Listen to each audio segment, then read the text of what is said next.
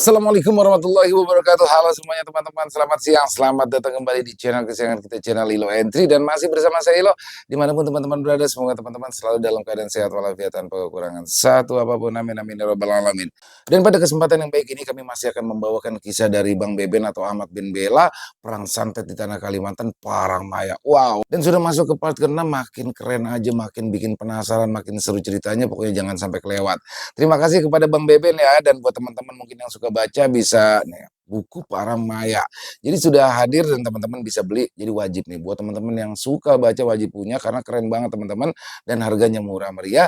Untuk linknya ada di deskripsi, bisa langsung diklik aja di Shopee. Oke, dan sebelum kita masuk ke dalam kisahnya, buat teman-teman mungkin yang belum subscribe bisa diklik dulu tombol subscribe, jangan lupa lonceng notifikasinya dinyalakan agar teman-teman selalu mendapatkan notifikasi dari konten-konten yang akan kami upload di setiap harinya. Untuk channel Lilo Entry, kami upload setiap hari teman-teman ya, setiap siang jam 12 siang waktu Indonesia bagian Barat. Nggak pakai berlama-lama lagi, pasti udah kesabaran kan untuk masuk ke dalam kisahnya. Kita langsung saja masuk ke dalam kisahnya.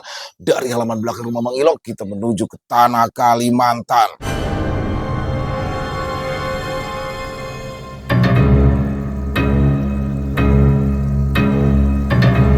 Perang santet di tanah Kalimantan, Parang Maya Part 6.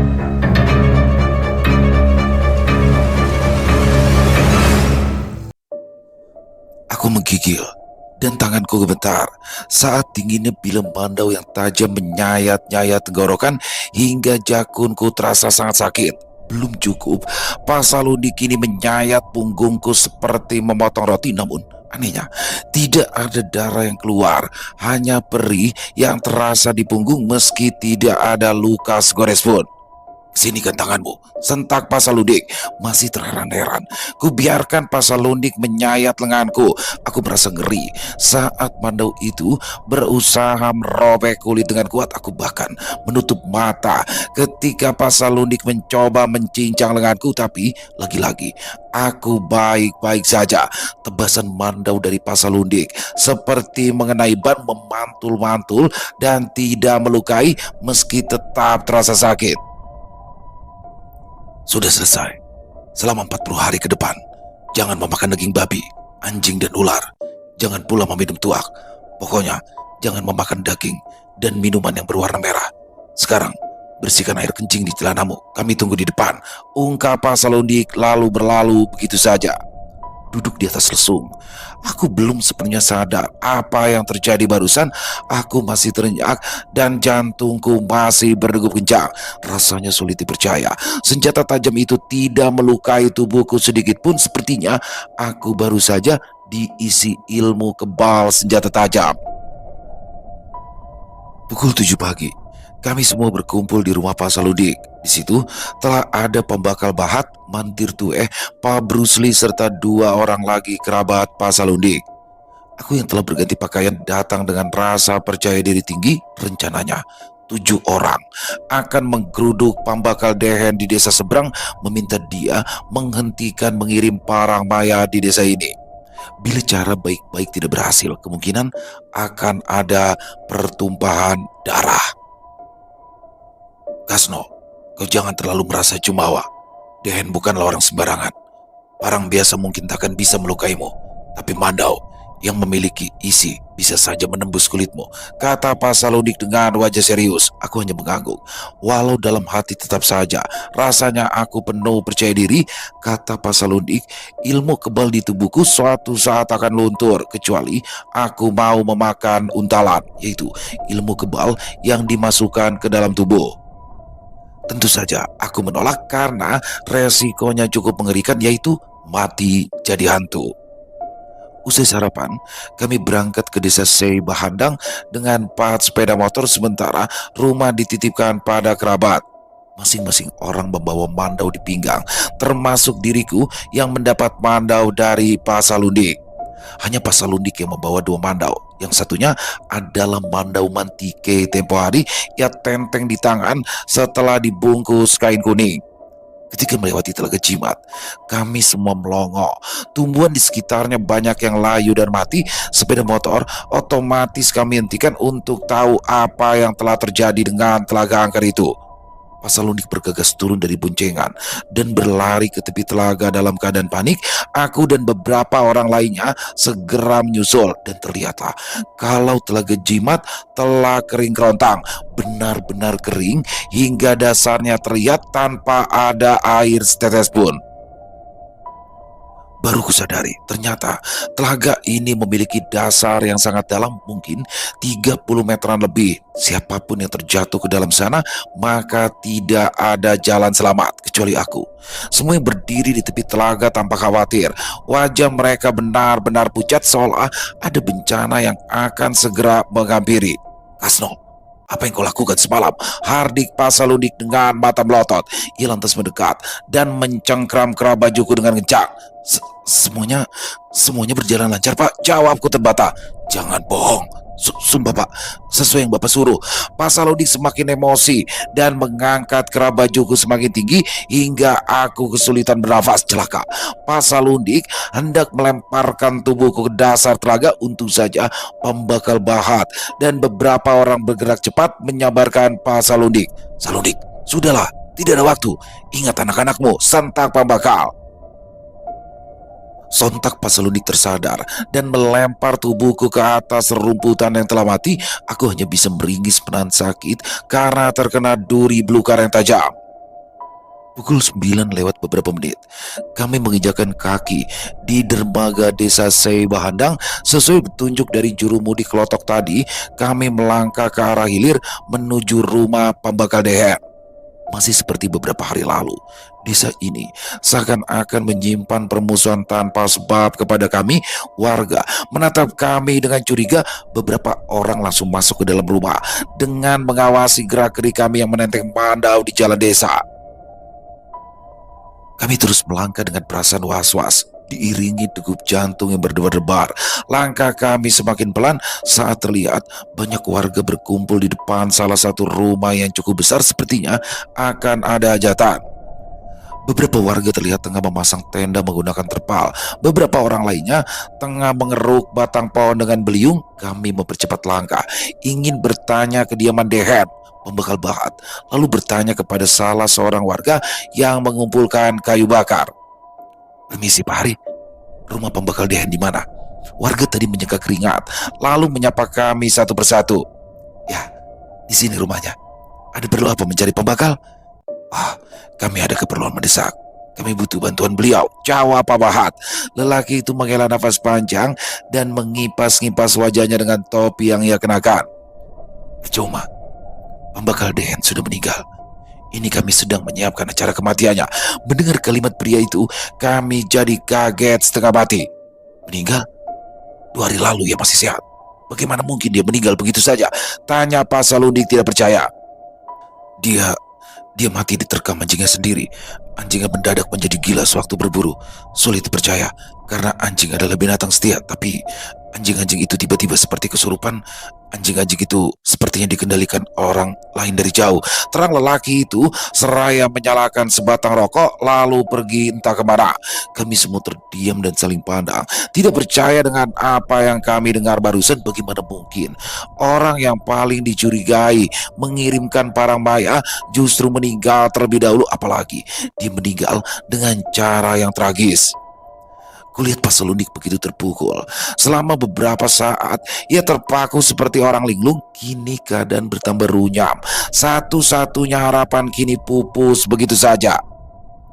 Kami memutuskan pulang, mencari cara lain. Namun belum jauh kami beranjak, seorang lelaki berusia sekitar 35 tahunan berlari mengejar kami. Lelaki itu ternyata adalah sekretaris desa dan menggantikan peran Deher sebagai pembakal untuk sementara.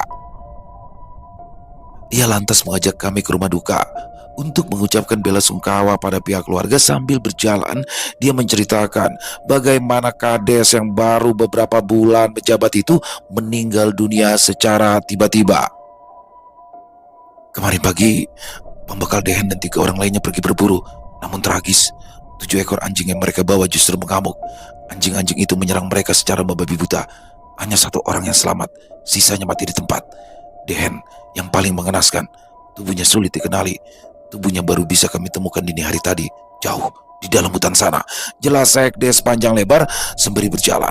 Kami mendengarkan penjelasan dari Pak Sekdes dengan seksama, sementara itu Pak Salundik terlihat tidak terlalu fokus, sepertinya sedang memikirkan sesuatu, namun raut wajahnya lebih terlihat seperti orang kebingungan. Kami akhirnya tiba di rumah pembakar Dehen yang sudah ramai pelayat. Di tengah ruangan terbujur jenazah yang seluruh tubuhnya ditutupi kain bahalai, seorang wanita parubaya dan 3 anak kecil menangis meraung-raung di samping jasad Dehen. Sepertinya yang menangis itu adalah istri dan anak-anaknya. Selain itu, juga ada beberapa anggota keluarga yang terlihat berduka. Mata mereka semuanya sembab karena menangis. Siapa saja yang termasuk anggota keluarga bisa dikenali dari ikat kepala kain putih yang mereka kenakan.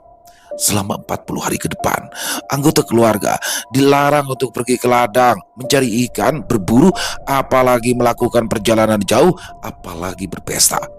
Orang Dayak menyebutnya Pali Liau. Mereka baru boleh beraktivitas seperti biasanya setelah masa berkabung dicabut, yang ditandai dengan melepas ikat kepala kain putih itu. Kalau berani melanggar Pali Liau, maka dipercaya akan mendatangkan nasib buruk. Kami lantas melepas mandau yang terikat di pinggang dan mengumpulkannya menjadi satu karena tidak baik datang ke rumah duka dengan membawa senjata tajam. Pak Sekdes lalu mengajak kami untuk menemui istri mendiang Dehen dan anggota keluarga lainnya untuk mengucap bela sungkawa. Setelah itu, kami kemudian duduk lesehan di teras bersama dengan beberapa pelayat lainnya. Seorang wanita muda bergegas membawakan kami kopi dan asbak, sedangkan Pak Sekdes menyalakan sebatang rokok lalu mulai bercerita. Hanya Gerson dan keluarganya belum datang melayat. Sepertinya keluarga sial itu adalah orang yang paling bahagia atas kematian Dehen. Kami tercengang kalau mendengar penuturan dari Pak Sekdes. Ternyata perseteruan 2 keluarga ini belumlah usai, tapi malah merembet ke desa kami yang jauh di perbukitan. Siapa yang benar dan siapa yang salah masih belum jelas, namun karena tidak enak, tidak seorang pun yang mulai bertanya, kami biarkan saja Pak Sekdes yang meracau dengan sendirinya. Beberapa bulan lalu, warga desa berniat hendak mengusir Gerson dan keluarganya. Mereka dianggap membawa petaka bagi desa ini. Ternak banyak yang mati, ladang banyak yang gagal panen. Kalau bukan Dehen yang menahan kemarahan warga, entah apa jadinya nasib Gerson dan keluarga, ucap Sekdes berapi-api. Kami hanya termangu mendengar penuturan dari Pak Sekdes. Entah apa yang sudah dia lakukan. Sepertinya ada orang yang sangat dendam pada Pak Gerson. Saking dendamnya, orang itu ingin menghabisi Gerson sekeluarga. Pak Sekdes menerawang, mengingat-ingat kejadian selanjutnya. Pelayat yang berkumpul di teras juga tampak serius mendengarkan cerita Pak Sekdes. Seingatku, sewaktu menjabat menjadi pembakal, Gerson itu bersikap cukup adil. Hanya saja, selalu ada orang yang tidak puas. Orang itu pula lah yang mencelakai si Bawi. Bukan si Bawi. Tubuh Bawi hanya dipinjam untuk menebar petaka lebih mengerikan. Tubuhnya dijadikan sarang untuk menebar parang maya berantai. Karena itu pula lah kenapa mertuanya meninggal, bahkan tetangganya juga pada kabur ketakutan. Dan sekarang Dehen serta beberapa orang juga turut menjadi korban. Pak Sekdes menatap lurus ke arah Pak Salundik, tatapannya lekat penuh pengharapan. Pak Haris Salundik, bisakah Anda membantu membersihkan desa ini dari kekuatan jahat yang mengintai kami? Pak Salundik tidak segera menjawab. Dia hanya menyesap rokoknya dalam-dalam sebelum akhirnya menjawab lirih. Pak Hari, sebenarnya aku juga sangat ingin membantu. Apalagi kedua anak serta tetanggaku juga terancam. Hanya saja, aku belum tahu apa yang sebenarnya terjadi dengan Bawi. Dunia gaib tidak jauh berbeda dengan dunia medis. Jangan sampai yang keseleo kaki yang diurut tangan, ujung-ujungnya malah akan berakibat fatal. Obrolan itu terhenti ketika seorang warga dengan balutan perban di tangan tiba-tiba muncul dan memotong pembicaraan. Wajahnya lebam-lebam, penuh luka gores seperti habis kecelakaan. Jika ingin menyembuhkan anakmu dan Bawi, Mulailah dari Ukar. Aku dan Pasalundik begitu tersentak ketika mengetahui pemilik suara. Di balik wajahnya yang babak belur, masih bisa dikenali bahwa dia adalah orang yang ikut mengejar kami menggunakan tombak. Aku menelan ludah berkali-kali sewaktu ia seketika duduk di hadapan kami. Ukar, tanya Pasalundik dengan dai mengkerut. Pria itu mengangguk pelan, lantas berucap dengan suara serak dan mata melotot. Ya, Ukar, karena jambi-jambinya lah anjing-anjing itu mengamuk, dan karena ulahnya pula lah kami yang bangkit dari alam kubur dan tak bisa lagi dia kendalikan.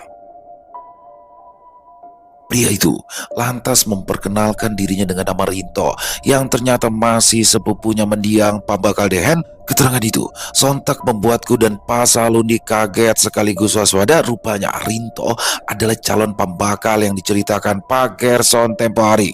Kendati demikian, aku dan Pasalundik berusaha menahan diri dan bersikap biasa, apalagi Rinto lantas meminta maaf atas kesalahpahaman tempo hari. Katanya, waktu itu dia dan mendiang Pembakal Dehen hendak meminta kami untuk berhati-hati karena ada arwah orang mati yang hendak mencelakakan aku dan Pasalundik. Waktu itu, mendiang Dehen merasakan ada kekuatan yang sangat jahat mengintai kalian. Arwah orang mati yang mampu memanipulasi pikiran sekaligus membunuh secara langsung.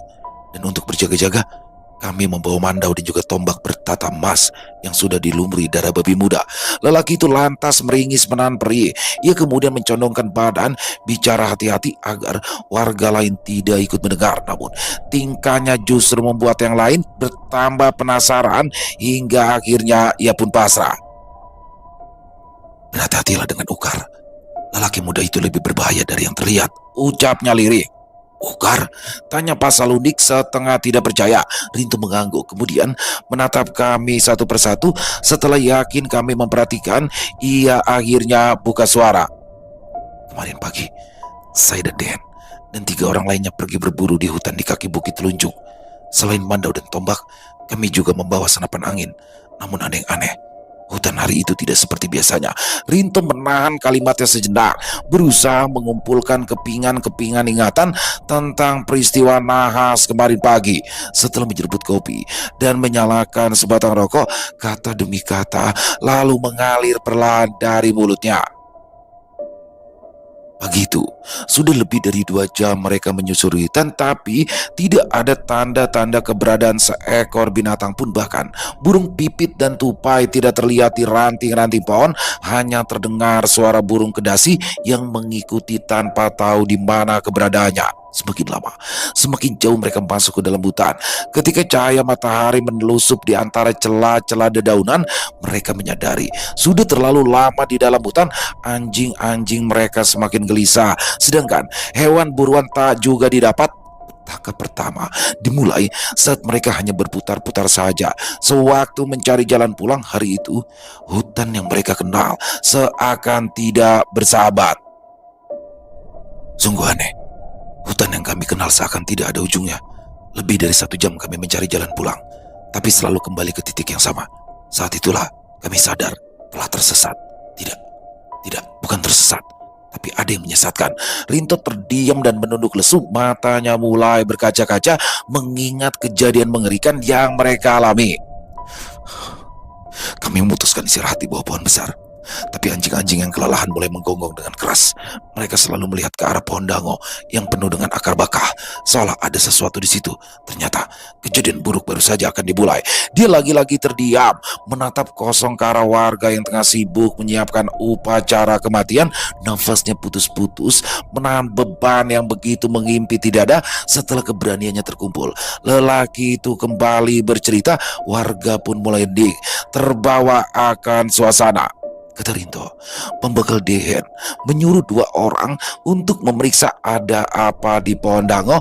Semakin dekat 2 orang itu dengan pohon dango, semakin kencang anjing menggonggong. Keadaan itu membuat Dehen dan anak buahnya menjadi waspada. Mereka berdiri dengan mandau di tangan sembari mengawasi pohon-pohon dan belukar. Tanpa diduga, seekor anjing tiba-tiba menyerang salah seorang yang memeriksa pohon dango tadi dengan beringas. Anjing itu merobek tangannya, menyeret tubuhnya ke dalam belukar.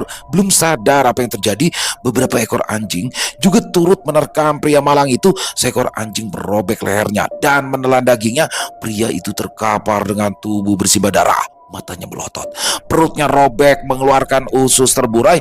Anjing-anjing itu memakan isi perutnya di saat ia masih bernyawa.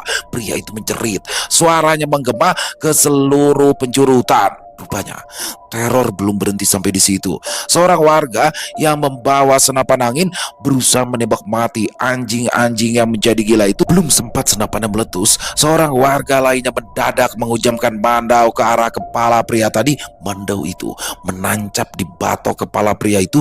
Darah segar langsung muncrat bak pancuran air. Darah mengalir sangat deras hingga wajahnya tidak terlihat kecuali cairan merah kental yang melumuri kepala hingga dagunya. Pria malang itu tewas seketika dengan mandau bersarang di kepala. Rinto dan Den yang menyaksikan peristiwa mengerikan itu langsung gemetar. Tubuh mereka kaku dan tak bisa bergerak sebelum menyadari apa yang terjadi. Rupanya warga yang kesurupan tadi belum usai dengan kekejiannya. Dengan paksa ia mencabut mandau dari batok kepala pria malang tadi, lalu menebas-nebas leher pria yang tersungkur di depannya hingga hampir putus. Rinto dan Den yang sudah tersadar dengan segera menebas mandau secara membabi buta ke tubuh warga yang kesurupan itu. Tebasan mandau Den berhasil memotong lengan anak buahnya yang kesurupan. Anehnya, anak buah Den itu seketika berdiri sambil menyeringai. Meski tubuhnya penuh luka, tebasan dan mandi darah, dia masih bisa melotot dan bergerak tertatih. Sekali tebasan yang cepat dari Den membuat kepala pria itu terlepas dari tubuhnya dan akhirnya tersungkur di genangan darah. Dengan jantung yang berdetak cepat dan tubuh yang telah basah dengan keringat bercampur darah, Rinto dan Den mencoba mengatur nafas. Belum juga nafas mereka tenang, 7 ekor anjing seketika menyerang mereka dengan brutal. Anjing-anjing itu menerjang dari berbagai sisi, merobek kulit dan mengoyak daging. Bahkan seekor anjing dengan ganas merobek kelopak mata pembakal Den, mencongkel biji matanya lalu menelannya bulat-bulat. Pembakal Den berontak, mengamuk dan membantai anjing-anjing itu sekuat tenaga. Sadar tidak akan bertahan, Den menyuruh Rinto untuk kabur dan mencari pertolongan. Sewaktu terbirit melarikan diri, di saat itulah aku melihat Ukar di antara pepohonan.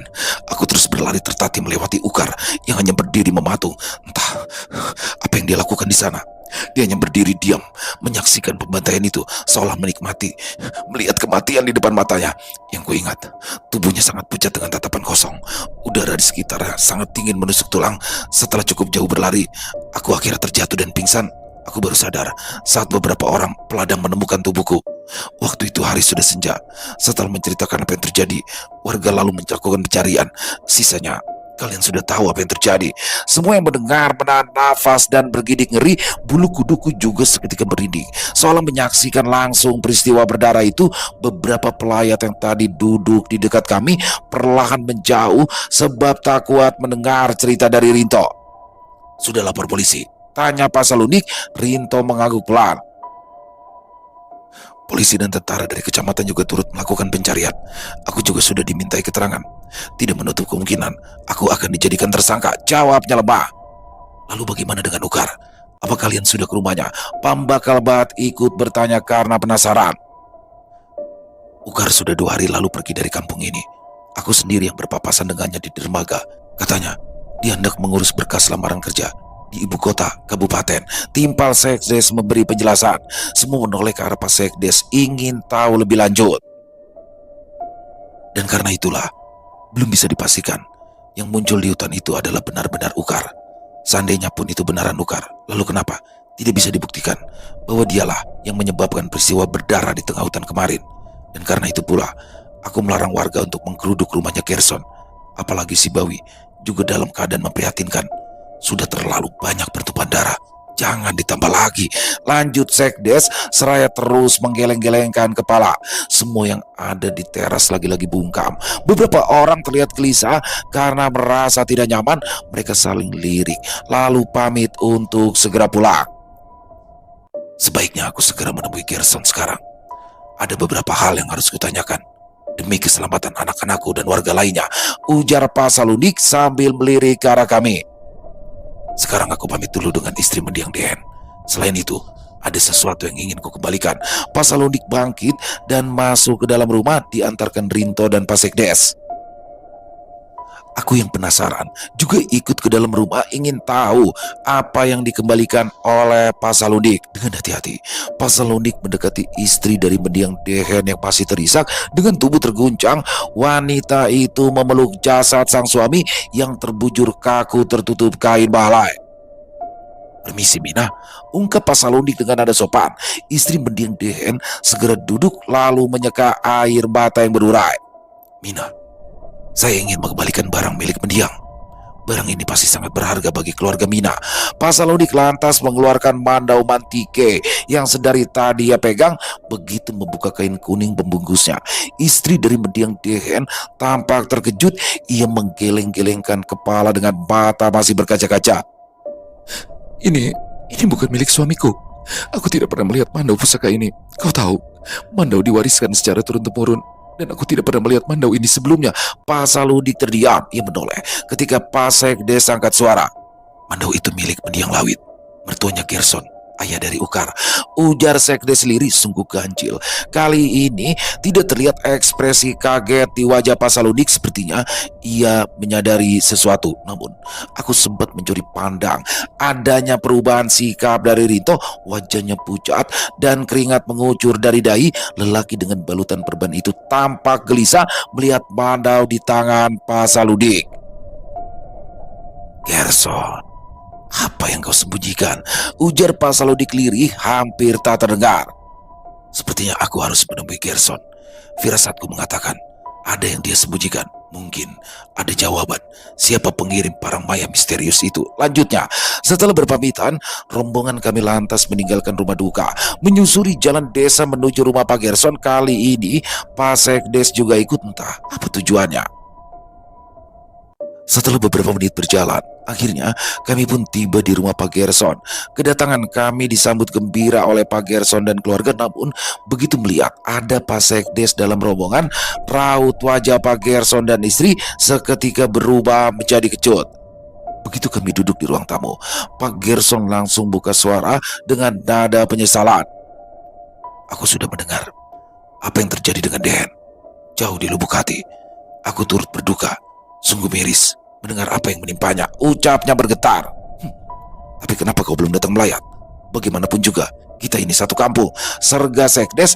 Pak Gerson menghela nafasnya sejenak, menikmati tiap isapan rokok, lalu ia kembali berucap. Kau tahu, aku tidak datang bukan karena aku membencinya. Tapi siapa yang menjamin keselamatan keluargaku? Keluarga Dehen pasti menuduhku adalah pelaku kematiannya. Bisa saja saat aku tiba di sana mereka akan berbuat nekat. Pak Sekdes terdiam tak berkutik. Namun tak lama kemudian suasana di ruang tamu berubah ketika ibu mertua Pak Gerson yang datang dari dapur mendadak histeris. Wajah keriputnya berbinar melihat benda di tangan Pak Salundik. Salundik, kau dapat dari mana mandau itu? Itu pusaka milik mendiang suamiku, selorohnya. Pak Salundik menghela nafasnya sejenak, matanya menatap tajam ke arah ibu mertua Pak Gerson. Mandau ini hampir saja menebas batang leherku beberapa hari lalu. Untung saja aku sigap. Ibu mertua Pak Gerson terlonjak kaget, wajahnya seketika tertekuk karena salah tingkah. Mandau itu dicuri 6 bulan lalu. Itulah kenapa jendela si bawi dipasang palang kayu, karena pencurinya masuk lewat situ, sambar Pak Gerson. Pak Salundik menoleh ke arah Pak Gerson, menatapnya tidak percaya. Tatapannya penuh selidik, seakan menembus hingga ke dalam kulit. Bukankah seharusnya mandau ini berada dalam tanggung jawab Ukar? Kenapa pusaka keluarga bisa hilang? Cecar Pak Salundik. Mandau itu hilang sewaktu kami ke Banjarmasin untuk mengobati bawi. Ketika pulang, rumah sudah dalam keadaan berantakan. Anehnya, yang dicuri hanyalah mandau mantike. Barang berharga lainnya masih tetap di tempat. Di mana Ukar sekarang? Tanya Pak Salundik sembari menyerahkan mandau pada mertua Gerson. Dia pergi ke ibu kota kabupaten 2 hari yang lalu. Ada berkas lamaran kerja yang harus dilengkapi. Mungkin dia akan kembali 3 hari lagi. Setelah itu, dia akan bekerja pada salah satu perusahaan tambang di daerah ini, sahut Pak Gerson. Pak Salunik mengangguk hingga sejurus kemudian istrinya Gerson kembali ke ruang tamu dengan nampan berisi gelas kopi. Wanita parubaya itu masih terlihat sayu seperti kemarin, bahkan tubuhnya kini tampak lebih kurus dari sebelumnya. Mina, bagaimana keadaan Bawi? Apa ada perkembangan? Tanyaku penuh simpati. Istri Pak Gerson itu hanya menggeleng dengan wajah lesu. Garis kecantikan di wajahnya telah padam, laksana malam tanpa bintang. Melihat keadaannya, tiba-tiba aku merasa bersalah. Pertanyaanku ternyata hanya menambah derita. Bawi masih ada harapan. Walau sulit, putrimu masih bisa disembuhkan, ungkap Pak Salunik seraya menyeruput kopi di hadapannya. Istri Pak Gerson dan anggota keluarga lainnya menongak. Mata mereka berbinar mendengar ada secercah harapan bagi sang buah hati. Benarkah? Tanya istri Pak Gerson. Ya, mungkin aku bisa membantu. Asalkan aku bisa bertemu dengan orang yang menyarankan aku untuk menyembuhkan Bawi. Ada beberapa hal yang ingin kutanyakan langsung padanya, balas Pak Salunik. Pak Gerson dan istri saling pandang. Terpancar isyarat penuh keraguan di wajah mereka. Melihat Pak Gerson dan istri takut untuk bicara, sang ibu mertua akhirnya buka suara. Carilah Indu Pipin. Dia tinggal di kaki bukit telunjuk. Indu Pipin, setelah Pak Sekdes, nenek tua di hadapan kami ini mengangguk dengan pelan. Ukar yang membawanya kemari, dan Indu Pipinlah yang menyuruh menantuku untuk memanggilmu. Apabila dalam 40 hari setelah ia datang, tapi Bawi tak juga membaik, terang ibu mertua Pak Gerson. Pak Salunik mengangguk-angguk seraya menghisap rokok dalam-dalam. Sepertinya ia telah menemukan apa yang ia cari. Apa alasannya hingga dia sampai menyebut namaku? Ibu mertua Pak Gerson menatap pada sang menantu. Tanyakanlah pada menantuku saja, ujarnya. Pak Gerson tampak gelisah. Ia tergagap mendengar ucapan ibu mertuanya yang seperti memojokkan. Tidak ada alasan khusus. Wanita itu hanya bilang bahwa hanya kamulah yang bisa menyelamatkan Bawi, sahut Pak Gerson terbata. Oh, tidak apa-apa. Biar kutanyakan langsung padanya. Bisa kau antarkan kami ke tempatnya? Kami yang mendengar percakapan itu hanya bisa mendengarkan, karena belum sepenuhnya memahami arah pembicaraan Pak Salunik. Maaf Pak Hari. Bukannya aku tidak mau mengantarkan. Indu Pipin telah berpesan agar kami tidak boleh lagi bertemu dengannya setelah mengobati Bawi tempo hari. Tidak pula mengantarkan orang lain untuk bertemu dengannya. Tidak jelas alasannya. Dia hanya bilang akan terjadi hal buruk bila kami melanggar perkataannya. Sepertinya dia telah menduga hari ini akan terjadi, ungkap Pak Gerson panjang lebar. Pak Salunik tercenung hingga akhirnya Pak Sekdes mengusulkan untuk membantu. Biar aku yang mengantarkan. Aku tahu tempatnya. Bila lewat jalan pintas, kita akan sampai paling lama 30 menit. Kalau lewat jalan desa, kita harus menggunakan sepeda motor dan memutar terlalu jauh. Pak Salunik tersenyum mendengarkan perkataan Pak Sekdes. Tanpa pikir panjang, ia pun menyetujui usulan itu. 10 menit berlalu.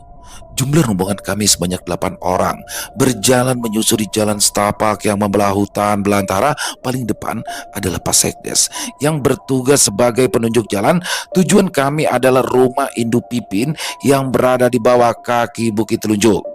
Yang dimaksud dengan Indu Pipin artinya adalah ibunya si Pipin. Memang kebiasaan orang Dayak untuk memanggil orang tua dengan nama anak tertuanya. Sedangkan Bukit Telunjuk disebut demikian karena bentuknya yang terlihat seperti telunjuk manusia yang menyembul dari dalam tanah. Kata Pak Sekdes, bukit itu berupa batu andesit besar yang dikelilingi hutan belantara.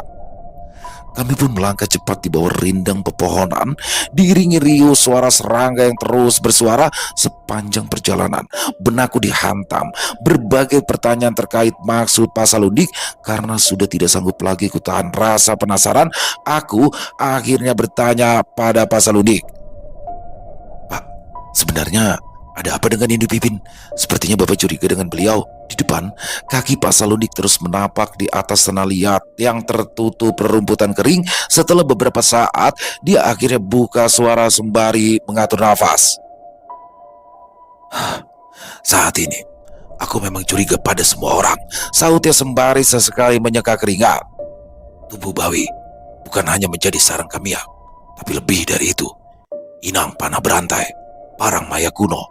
Siapapun yang menjadi inang akan membawa kutukan bagi orang di sekitarnya. Orang-orang akan mati dengan berbagai cara tidak wajar, seperti Dehen. Lanjutnya. Tapi Dehen itu kan tewas karena dibunuh anjing-anjing kesurupan Sanggaku. Karena itulah, ku bilang ini parang maya kuno. Bukan parang maya biasa yang membunuh dengan serpihan kayu peti mati dan korban tewas 40 hari kemudian. Parang maya ini akan terus menyebar kematian hingga tubuh inangnya tidak lagi kuat dan tewas secara mengenaskan. Parang maya ini akan memancing berbagai makhluk halus untuk datang dan mencelakai siapa saja. Tujuan utamanya adalah anggota keluarga, tapi satu kampung pun bisa binasa karena sulit dikendalikan. Orang-orang akan tewas dengan berbagai cara yang tragis, terbunuh dalam perkelahian, tenggelam di sungai atau tertabrak mobil. Hanya yang mengirimnya lah yang bisa menghentikan. Pasalodik terdiam sesaat, seraya terus mengikuti langkah Pasekdes di depan hutan menjadi riuh karena kedatangan manusia di dahan-dahan pohon. Sekelompok oa-oa melompat ke sana kemari layaknya pemain akrobat sirkus. Yang belum kupahami, kenapa ada Kamiak di tubuh Bawi? Sepertinya ada orang yang sengaja mengurung Kamiak di tubuh gadis malang itu. Karena itulah roh Bawi tidak bisa kukembalikan kepadanya. Namun, dia tidak hanya mengurung Kamiak di situ, tapi menjadikan tubuh Bawi sebagai umpan untuk menyerangku dan juga anak-anakku. Jadi, Mas Pari, Indu Pipin memanfaatkan Bawi untuk mencelakaimu? Tanya pembakal Bahat yang berjalan di sampingku. Semua akan jelas saat aku berjumpa dengannya nanti, jawab Pasalodik yang sudah kelelahan. Kalaupun yang kau duga benar adanya, aku tidak akan yakin wanita itu akan berkata jujur, tambah pembakal. Lihat saja nanti, dia tidak akan bisa mengelak saat bertatap mata denganku. Setelah perjalanan yang lumayan menguras tenaga, kami akhirnya tiba di sebuah ladang yang dikelilingi hutan belantara. Kami melangkah hati-hati, melewati sayuran katu yang tumbuh subur menuju sebuah pondok yang ada di ujung ladang. Di samping pondok, tampak seorang pemuda sedang membelah kayu bakar menggunakan kampak. Tubuhnya yang tidak mengenakan baju terlihat basah bermandikan keringat, sedangkan bagian bawah tubuhnya mengenakan celana pendek jeans yang dipotong di bagian lutut.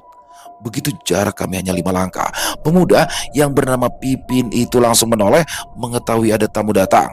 Ia tidak menggubris dan kembali membelah kayu bakar. Kalian terlambat 30 hari, ucapnya datar. Kami yang baru saja tiba dibuat terheran-heran dengan ucapan pemuda itu.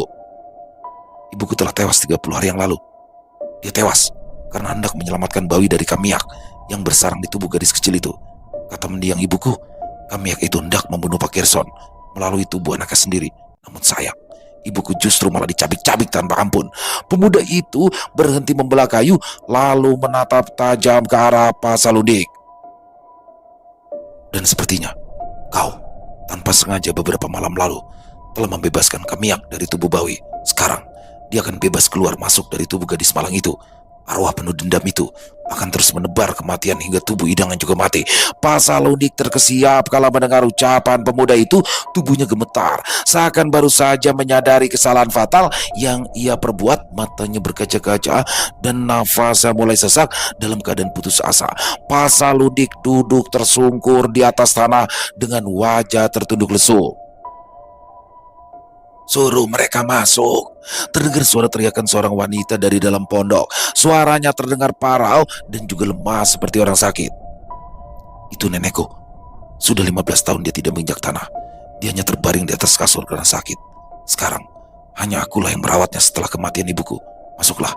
Mungkin ada sesuatu yang akan beliau sampaikan, ajak Pipin yang telah melangkah ke depan pintu. Aku dan pembakal Bahat bergegas menghampiri Pasalodik yang masih duduk terkulai di atas tanah. Kami berdua lantas memapa tubuhnya yang lemah, menyusul Pipin ke dalam pondok. Rupanya hanya kami bertiga yang ikut ke dalam pondok, sedangkan yang lain menunggu di luar sembari menikmati rokok. Di dalam ruangan yang reot dan sempit, tergeletak seorang wanita tua di atas kasur kapuk. Tubuhnya sangat kurus dengan kulit keriput yang membungkus tulang. Nenek itu hanya mengenakan tapi bahalai untuk menutup tubuh dengan wajah pucat karena sakit menahun. Anakku sudah meninggal 30 hari yang lalu. Suatu pagi, tubuhnya ditemukan tercabik di ujung ladang ini. Aku dan cucuku tidak tahu apa yang terjadi. Karena malam sebelumnya kami bertiga tidur di pondok ini. Hanya saja, dia sempat berucap kalau ada kamiak yang tengah mengincar kami, kata nenek Liri. Dia hanya berbaring sembari menatap kosong ke langit-langit. Air matanya seketika mengalir tanpa menoleh sedikit pun ke arah kami yang duduk di sampingnya. Anakku itu nasibnya sungguh malang. Dahulu suaminya meninggal sewaktu ia sedang mengandung Pipin. Sendirian dia potang-panting merawatku yang sakit. Suatu ketika, ia pamit untuk balampah di Gunung Bondang. Katanya ingin bersemedi, berguru, agar dia bisa mengobati orang-orang miskin yang sakit. Agar kejadian khas yang menimpa suaminya tidak dialami oleh orang lain. Si nenek hanya diam sewaktu sang cucu menyeka air mata wanita tua itu. Kemudian menoleh kepada kami yang hanya diam mendengar ceritanya yang menyayat hati. Sungguh aneh. Tiba-tiba nenek itu melemparkan senyum misterius melihatnya. Aku sampai merinding. Tidak ada yang bisa kalian lakukan, Cuk. Kamiak itu sekarang sudah berkeliaran. Dia akan terus menebar kematian hingga tubuh Bawi melemah. Lalu jantungnya berhenti berdetak. Pak Saludi terdiam, mungkin merasa bersalah. Karena tidak ada jawaban yang kami cari hari ini, kami pun pamit undur diri. Saat beranjak, tanpa sengaja, aku menatap ke arah cermin kecil yang tergantung di dinding. Hanya sekilas, aku melihat pantulan tubuh nenek di dalam cermin adalah wanita parubaya sekitar 40 tahunan. Namun, karena hanya sekelebatan, tak kuhiraukan penglihatanku tadi. Mungkin saja aku salah lihat, ujarku dalam hati. Matahari semakin tinggi. Rombongan kami kembali menyusur jalan setapak yang membelah hutan menuju desa Kulirik. Sedari tadi Pak Salundik tidak banyak bicara, larut dalam pikirannya yang buntu. Manaja Antang. Besok siang, aku akan manaja Antang, ungkap Pak Salundik memecah keheningan.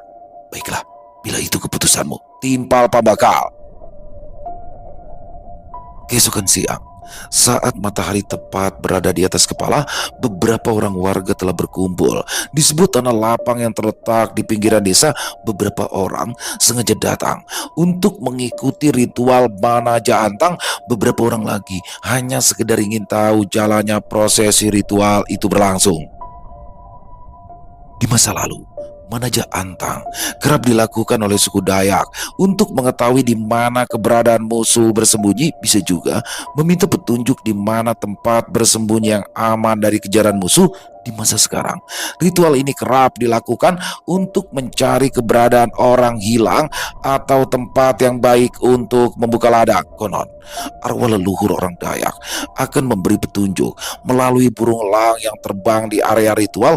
Kemana burung itu pergi, disitulah petunjuk yang dicari. Di bawah terpal, Pak Salundik telah memulai ritual dengan duduk bersila di depan sesaji.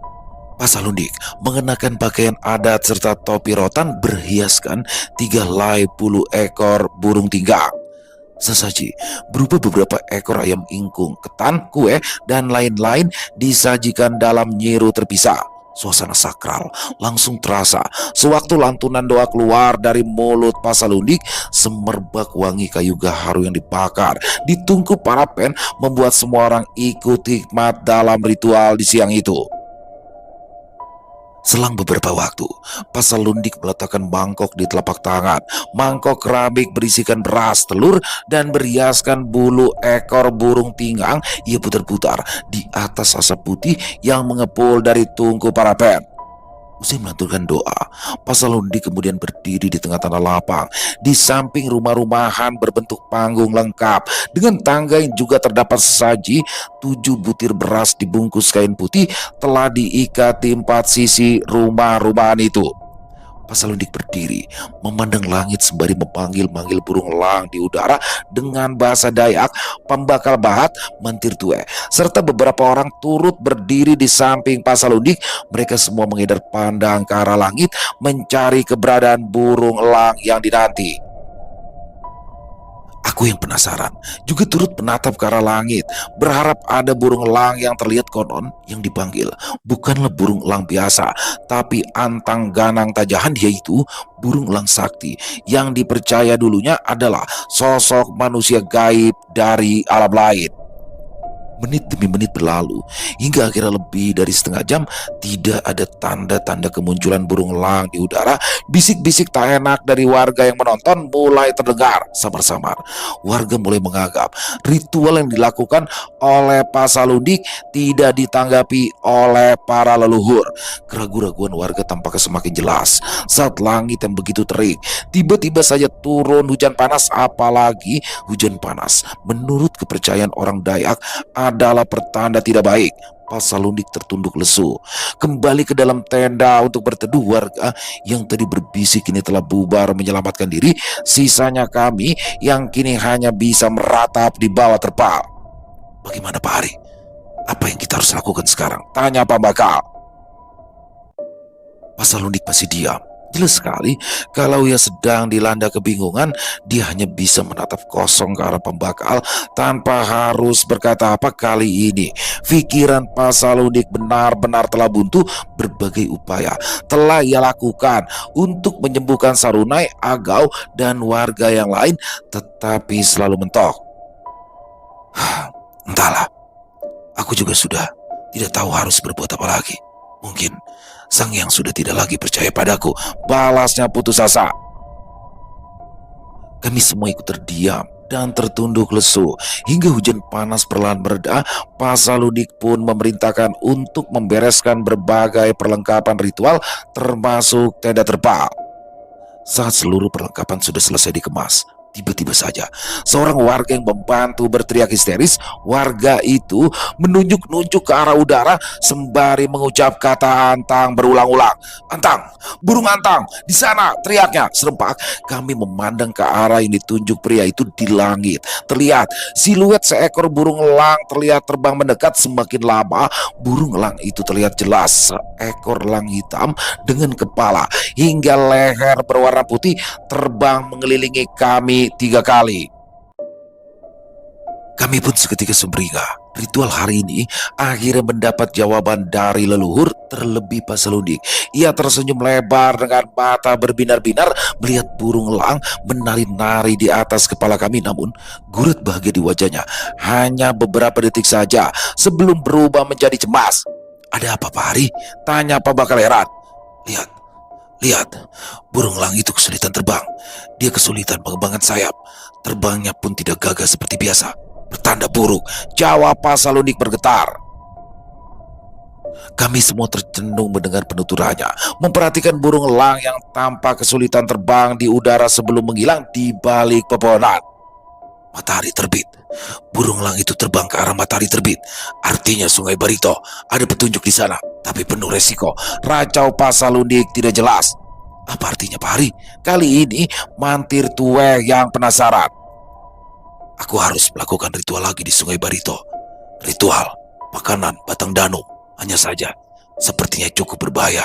Karena itu aku memerlukan bantuan Kasno Senjanati. Dengan terpaksa aku mengiyakan permintaan dari Pasalundik untuk menebus kesalahan kemarin malam. Walau aku sendiri belum sepenuhnya mengerti entah kenapa Pasalundik selalu melibatkan aku dalam urusannya, tapi demi Sarunai akan kulakukan apa saja.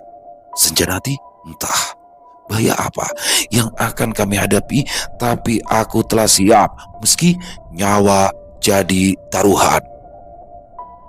Selesai. Wow, luar biasa. Kisah dari Bang Beben ini bener kan? Makin seru kan, makin ngeri kan? Bagaimana di sini pembekal Dehen ternyata sudah nggak ada. Dan siapakah sih sebenarnya ya tokohnya? Apakah Pak Gerson atau siapa, kita nggak ada yang tahu.